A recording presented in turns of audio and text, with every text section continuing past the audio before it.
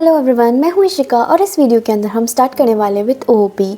समझने वाले हैं उसके कुछ इंपॉर्टेंट टॉपिक्स को और कुछ इंपॉर्टेंट हेडिंग्स को जो कि एग्जाम्स के अंदर बहुत ही फ्रीक्वेंटली आस्क भी रहती हैं। तो स्टार्ट करते हैं विद द वेरी बेसिक कि ओओपी होता क्या है। ओओपी जिसकी फुल फॉर्म होती है ऑब्जेक्ट ओरिएंटेड प्रोग्रामिंग, कि वो प्रोग्रामिंग जिसके अंदर सारा फोकस जो है किस पे है, ऑब्जेक्ट पे है, जो कि सारा ऑब्जेक्ट से रिलेटेड है। अब यहाँ पे ऑब्जेक्ट क्या होता है, ऑब्जेक्ट की क्या कहानी है, क्या इसका पूरा कॉन्सेप्ट है, ये हम समझते हैं विथ एन एग्जाम्पल। हम लेते हैं एग्जाम्पल कार का। ठीक है, अब एक कार है, कार के अंदर उसकी कुछ होती है प्रॉपर्टीज़। ठीक है, अब वो प्रॉपर्टीज़ क्या क्या हो सकती हैं कार की, जैसे कि कार की स्पीड क्या होगी, है ना, कार का कलर या एट्सेट्रा एट्सेट्रा, उसकी और भी बहुत सारी प्रॉपर्टीज़ होती है। उसी के साथ में होता है एक्शंस, कार के एक्शंस, कि कार क्या क्या कर सकती है, ड्राइव कर सकती है ना, या फिर कार के अंदर हम ब्रेक लगा सकते हैं। तो ऐसे करके उसके एक्शंस होते हैं, कुछ प्रॉपर्टीज़ होती है। अब इसी के अंदर कार की कैटेगरीज़ के अंदर ही मैं ले लेती हूँ एक कार जिसका नाम है फॉर सपोज़ कार 1, यानी कि ये टाइप 1 तरीके की कार है, कोई सी भी ब्रांड की आप इसको कार मान लो, जिसके अंदर अगर मैं उसकी प्रॉपर्टीज़ की बात करूँ तो प्रॉपर्टीज़ के अंदर उसकी स्पीड है 100 किलोमीटर पर आवर। ठीक है, और कलर है उसका रेड। ओके, साथ ही में एक्शंस उसके जो हैं क्या है, सेम है, ड्राइव, ब्रेक। ओके, और एक मैं ले लेती हूँ दोबारा से दूसरे टाइप की कार जो कि है कार 2, जिसकी प्रॉपर्टीज़ है कुछ, speed is 60 kilometre per hour और कलर है उसका ब्लू। और बात करें एक्शंस की तो एक्शंस के अंदर ड्राइव एंड ब्रेक अगेन। ठीक है, राइट। तो इनको जो है हमने यहाँ पे फिट करा है। तो ये जो था ये एक हम कह सकते हैं ब्लूप्रिंट की जैसे है। ठीक है, ब्लूप्रिंट जिसको हम प्रोग्रामिंग के अंदर कहते हैं क्लास। ठीक है, और ये जो है यहाँ पे ये है ऑब्जेक्ट्स। तो ये होते हैं रियल वर्ल्ड एंटिटीज़। क्या होते हैं, रियल वर्ल्ड एंटिटीज़ होती हैं, है ना। जैसे कि यहाँ पे रियल वर्ल्ड एंटिटीज़ क्या है, कार 1, कार 2, यहाँ पे किस चीज़ की बात हो रही थी, कार्स की बात हो रही थी। तो ये एक क्लास है जिसने एक ब्लूप्रिंट तैयार करके दिया। उस ब्लूप्रिंट के अंदर हमने हमारे ऑब्जेक्ट्स को उनकी प्रॉपर्टीज़, उनकी खुद की प्रॉपर्टीज़ पे बेस्ड हमने फिट करा, है ना, उन्हीं ब्लूप्रिंट्स को यूज़ करके। तो यहाँ पे प्रोग्रामिंग के अंदर जब हम इस रियल लाइफ एंटिटीज़ को इम्प्लीमेंट करना चाहते हैं तो वो हम करते हैं थ्रू ऑब्जेक्ट ओरिएंटेड प्रोग्रामिंग यहाँ पे।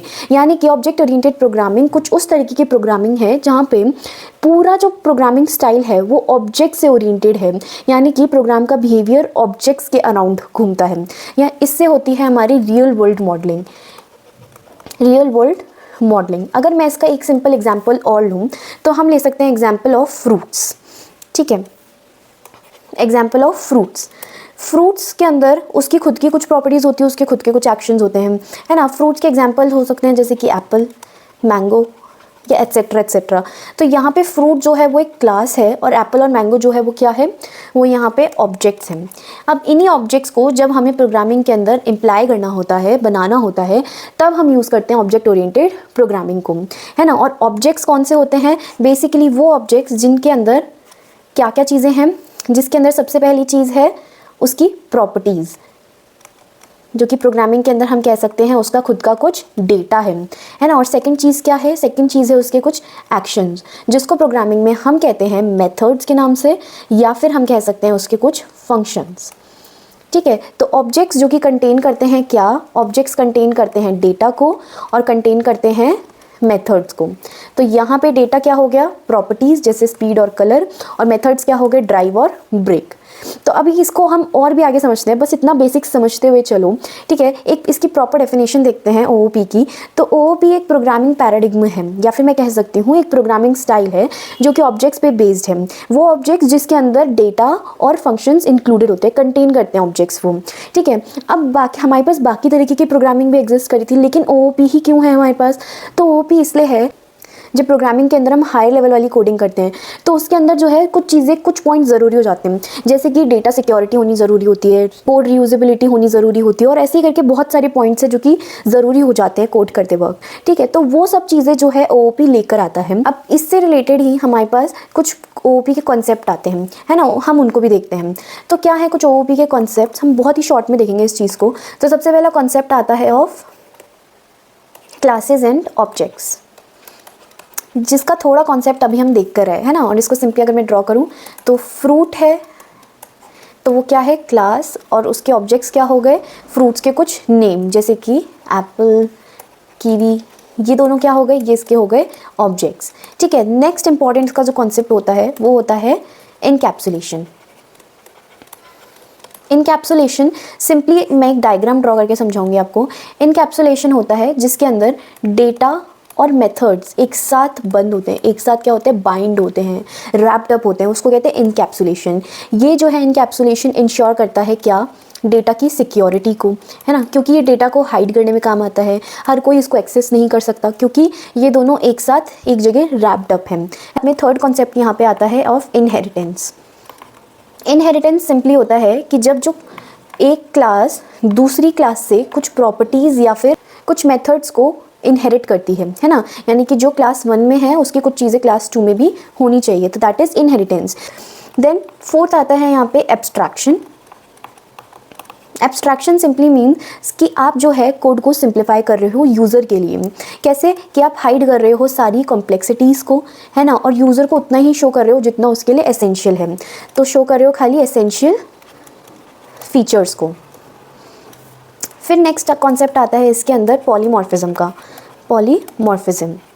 पॉलीमॉर्फिज्म होता है कि एक सिंगल फंक्शन जो है वो अलग अलग फॉर्म ले रहा है ना, एक सिंगल फंक्शन ले रहा है डिफरेंट फॉर्म्स, यानी कि एक फंक्शन जो है अलग अलग तरीके से काम कर रहा है। यहाँ पे फॉर एग्जांपल अगर एक फंक्शन है लाइन नाम का, तो अब लाइन नाम का एक फंक्शन जो है वो मे बी हो सकता है कि वो एक सिंगल स्ट्रेट लाइन खींचे, है ना, या हो सकता है वो डॉटेड लाइन खींचे, या फिर हो सकता है वो ये डैश वाली लाइन खींचे। तो ऐसे ही एक सिंगल फंक्शन जो है वो अलग अलग तरीके से फॉर्मेशन ले सकता है। इसी तरीके से एरिया फंक्शन है ना, एरिया नाम का फंक्शन है, तो एरिया जो है वो सर्कल का भी हो सकता है, एरिया जो है रेक्टेंगल का भी हो सकता है ना। तो इस तरीके से जब एक फंक्शन अलग अलग फॉर्म्स लेता है तो उसको पॉलीमॉर्फिज्म कहते हैं, और यही सब कॉन्सेप्ट्स मिलके बनाते हैं ओओपी को।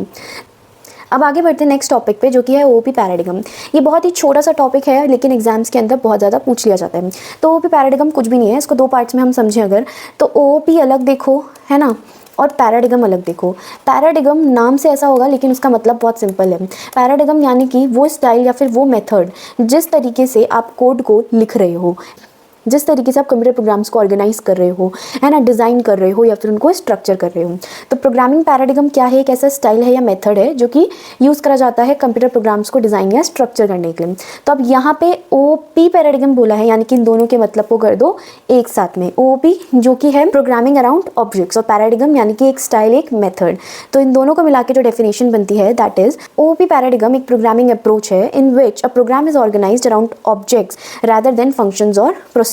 तो सिंपली पैराडिगम के लिए यहाँ वर्ड यूज़ करा है प्रोग्रामिंग अप्रोच, और बाकी तो ओपी का मीनिंग ही है वो प्रोग्राम जो कि ऑर्गेनाइज करा जाता है around objects rather then any functions और प्रोसीजर्स। और इसका मेन फोकस कहाँ होता है, डेटा पे और उसके ऑपरेशंस पे जो डेटा पे परफॉर्म करे जाने वाले हैं, है ना। और मेन आइडिया क्या है ओपी पैराडिगम का, कि एक प्रोग्राम को आप ऑब्जेक्ट्स के अंदर डिवाइड करो, ठीक है। मतलब पैराडिगम क्या है, बेसिकली एक स्टाइल है ना, तो ओपी का अपना क्या स्टाइल है कि ये पूरे प्रोग्राम को ऑब्जेक्ट्स के अंदर डिवाइड करता है, राइट। सेकंड, और हर एक ऑब्जेक्ट क्या कंटेन करेगा, डेटा और अपने फंक्शंस, जैसे कि हमने कार वाले या फ्रूट वाले एग्जाम्पल के अंदर देखा था, right. And data and methods are bundled together. अब इसी के साथ में हम आगे बढ़ते हैं इसके नेक्स्ट टॉपिक पे कि ओपी इवॉल्व कैसे हुआ, ठीक है, कौन कौन से फेजेस से गुजरना पड़ा कि ओपी आ गया। तो देखो अभी मैंने बताया था कि है ना, जब कोड स्मॉल होता है तब तो ठीक है, थोड़ा मैनेजेबल होता है, लेकिन जब हमें उसको हाई लेवल पे लिखना होता है ना, लार्ज कोडिंग हो जाती है हमारी पूरी प्रॉपर, तो उसके अंदर कुछ कुछ इशूज़ हमें फिक्स करने पड़ते हैं। तो इसलिए ये स्टेप बाय स्टेप जो है चीज़ें मॉडिफाई हुई, है ना, और डिफरेंट फेजेस के अंदर कुछ डिफरेंट प्रोग्रामिंग स्टाइल्स को ऑर्गेनाइज करा गया, और फाइनली हमारे पास आया ओओपी। तो देखो स्टार्टिंग कहाँ से हुई थी, स्टार्टिंग हुई थी हमारे फेज़ 1 से, जो कि है मशीन लैंग्वेज। मशीन लैंग्वेज के अंदर सिंपली काम होता था using binary codes, binary code जिसमें कोडिंग करी जाती है यूजिंग 0 1 ऐसे, है ना। और ये जो है भाषा ये हम नहीं समझ सकते, ये ह्यूमन रीडेबल फॉर्मेट में बिल्कुल नहीं होती थी। ये होती थी वो लैंग्वेज जो कि डायरेक्टली हार्डवेयर या फिर मशीन्स ही समझ सकती हैं, ठीक है। तो ये था हमारा पहला फेज़। यहाँ पे जो है मशीन डिपेंडेंट था सब चीज़ें, और डिफिकल्ट हो रहा था प्रोग्राम करने में क्योंकि ह्यूमन रीडेबल तो है ही नहीं, है ना। इसीलिए ये आया मॉडिफाई होकर फेज़ 2। फेज़ 2 जिसके अंदर चीज़ें बनाई गई ह्यूमन रीडेबल एटलीस्ट। फेज़ 2 जिसको कहा है मोनोलिथिकल प्रोग्रामिंग अप्रोच, है ना। इस अप्रोच के अंदर हमने क्या लैंग्वेजेस यूज़ करी, असेंबली लैंग्वेज और बेसिक लैंग्वेज। वो लैंग्वेज जो कि ह्यूमन रीडेबल है, जो ह्यूमन समझ सकते हैं, है ना। और एंटायर प्रोग्राम को लिखा जाता था एज अ वन ब्लॉक, कि कुछ पार्टीशन नहीं है, सब जो भी है पूरा प्रोग्राम एक ही ब्लॉक के अंदर एक ही साथ। तो अब वो जब सारी चीज़ें एक साथ इकट्ठी होंगी तो वो हार्ड टू मैनेज भी होंगी, है ना। तो इसलिए यहाँ पे बहुत ही पुअर रीडेबिलिटी थी, साथ में मेंटेनेबिलिटी भी बहुत ही ख़राब थी, है ना। और ये कोड कैसा था, टाइटली कपल्ड था और हार्ड टू मॉडिफाई था, क्योंकि सारी चीज़ें एक ही जगह थी, तो ये प्रॉब्लम थी। उसके बाद आया फेज़ 3 जो कि था प्रोसीजरल प्रोग्रामिंग अप्रोच। इसके अंदर फॉर्ट्रान और कोबॉल जैसी लैंग्वेजेस का यूज़ करा गया, ठीक है, और प्रोग्राम को डिवाइड करा गया फंक्शंस के अंदर, और यहाँ पे फोकस करा जाता प्रोसीजर्स पे, ठीक है, एल्गोरिथम्स पे, स्टेप बाय स्टेप चीज़ें कैसी होती है, जो सूडो कोड्स होते हैं ना, उस तरीके से कुछ। और बट इतना होने के बाद भी इस फेज़ के अंदर क्या कमी रही कि डेटा सिक्योरिटी नहीं थी। डेटा जो है ग्लोबल रहता था, यानी कि कोई भी उसको एक्सेस कर सकता था, तो यहाँ पे ये वाला इशू था। एंड इसके साथ में ही कोड जो है वो रीयूजेबल बिल्कुल भी नहीं था, तो इसलिए इंट्रोड्यूस करा गया फेज़ 4 जो कि था structured programming approach. Structured programming approach के अंदर यूज़ करी गई 2 लैंग्वेजेस जो कि थी सी और पास्कल, है ना। इसके अंदर मॉड्यूलर डिज़ाइन यूज़ करी गई विद फंक्शंस, यानी कि थोड़ा सा इसको और सही करा गया। इंट्रोड्यूस कराई गई डेटा सिक्योरिटी भी, बट स्टिल डेटा सिक्योरिटी पे अभी भी क्वेश्चन था कि वो उतनी अच्छी नहीं थी, है ना। उसी के साथ में रियल वर्ल्ड मॉडलिंग लिमिटेड थी, है ना। और इन्हीं सब प्रॉब्लम्स को सही करने के लिए हमारे पास आया फेज़ 5 जो कि है ऑब्जेक्ट ओरिएंटेड प्रोग्रामिंग, जो कि हम परफॉर्म करते हैं C++ या जावा जैसी लैंग्वेजेस के थ्रू, है ना। इसके अंदर क्या होता है, इसके अंदर प्रोग्राम ऑर्गेनाइज होता है ऑब्जेक्ट्स के अंदर। यहाँ पे रीयूजेबिलिटी ऑफ द कोड अच्छे से इंश्योर होती है। उसी के साथ में हमने देखा कि इसके कुछ कोर कॉन्सेप्ट्स होते हैं, क्या क्या, इनकैप्सुलेशन, एब्स्ट्रैक्शन, इनहेरिटेंस और polymorphism and classes and objects, right. तो और इसी के साथ में जो पुराने इश्यूज थे डेटा सिक्योरिटी वाले, वो यहाँ पर रिजॉल्व होते हैं और हमारे पास आती है डेटा सिक्योरिटी। कैसे आती है डेटा सिक्योरिटी, कुछ आती है कोर कॉन्सेप्ट से और कुछ आती है एक्सेस स्पेसिफायर से। ये क्या होता है, ये होता है कि जो कि बताता है कि कौन हमारे डेटा को एक्सेस कर सकता है, ठीक है। और उसी के साथ में ये जो है सूटेबल है फॉर लार्ज सॉफ्टवेयर डेवलपमेंट। तो क्या फेजेस चलते आए हैं इसके, 5th फेज़ है हमारा OOP का। फर्स्ट फेज़ जिसके अंदर मशीन लैंग्वेज थी, बाइनरी कोडिंग होती थी। सेकंड फेज़ था जिसके अंदर मोनोलिथिकल प्रोग्रामिंग अप्रोच थी, यानी कि ह्यूमन रीडेबल बनाया गया और लेकिन कोड को एक ही ब्लॉक के अंदर लिखा गया, है ना। वहाँ पे कोई डेटा सिक्योरिटी नहीं थी, कोई आप कोड को रीयूज़ नहीं कर सकते थे। तो फिर आया गया हमारा थर्ड अप्रोच जो कि था प्रोसीजरल प्रोग्रामिंग अप्रोच। उसके अंदर हमने यूज़ करी फॉर्ट्रान और कोबॉल जैसी लैंग्वेजेस, एंड उसी के साथ में प्रोग्राम को डिवाइड कर दिया गया फाइनली इनटू फंक्शंस, है ना। और ग्लोबल रहता था डेटा, इसलिए अभी भी क्या इशू बने आ रहे थे कि लिमिटेड कोड का यूज़ होता था, डेटा सिक्योरिटी अभी भी क्वेश्चन थी। फिर उसके बाद में आया स्ट्रक्चर्ड प्रोग्रामिंग। स्ट्रक्चर्ड प्रोग्रामिंग के अंदर सी और पास्कल जैसी लैंग्वेजेस का यूज़ हुआ, है ना। इम्प्रूव करा गया ओवर प्रोसीजरल, बट स्टिल कुछ डेटा सिक्योरिटी इश्यूज अभी भी थे उसके अंदर। ये यूज़ करने लगा modular design with functions, but still एक और इशू था क्या, कि लिमिटेड रियल वर्ल्ड मॉडलिंग थी। तो इन्हीं सब लिमिटेशंस को हटाने के लिए इंट्रोड्यूस करा गया OOP जो कि बेटर है प्रोसीजरल से, बेटर है फंक्शनल प्रोग्रामिंग से, ठीक है, कन्वेंशनल प्रोग्रामिंग टेक्निक से बेटर है। उसके अंदर इंश्योर करी जाती है कोड की रीयूजेबिलिटी, इंश्योर करी जाती है डेटा सिक्योरिटी, एंड उसी के साथ में उसके होते हैं बहुत सारे एडवांटेजेस हमारे पास। तो इसी के साथ हम बढ़ते हैं आगे इसके एडवांटेजेस पे, देखते हैं प्रॉपर क्या क्या है एडवांटेजेस। अब एग्जाम POV से बात करूँ तो एडवांटेजेस जैसे एक इंपॉर्टेंट टॉपिक कंसिडर करा गया है। कभी कभी इस पे शॉर्ट नोट्स पूछ ले जाते हैं लॉन्ग क्वेश्चन आंसर्स में।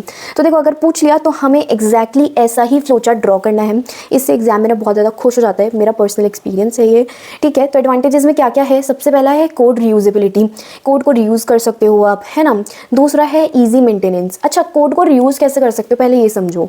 तो कोड को रीयूज़ कर सकते हैं हम थ्रू इनहेरिटेंस। अभी इनहेरिटेंस के कॉन्सेप्ट में मैंने बताया आपको कि इनहेरिटेंस होता है कि जब आप एक क्लास से उसकी प्रॉपर्टीज़ को इनहेरिट कर रहे हो, है ना, यानी कि उसकी प्रॉपर्टीज़ को यूज़ कर रहे हो, तो यहाँ पे कोड रीयूजेबिलिटी हो रही है कि आपको बार बार वो प्रॉपर्टीज़ लिखनी नहीं पड़ रही कोड के अंदर, डायरेक्टली आप उसको इनहेरिट कर रहे हो एक क्लास से। कोड ईजिली मेंटेन हो जाता है, क्यों, क्योंकि ऑब्जेक्ट्स में डिवाइडेड है कोड।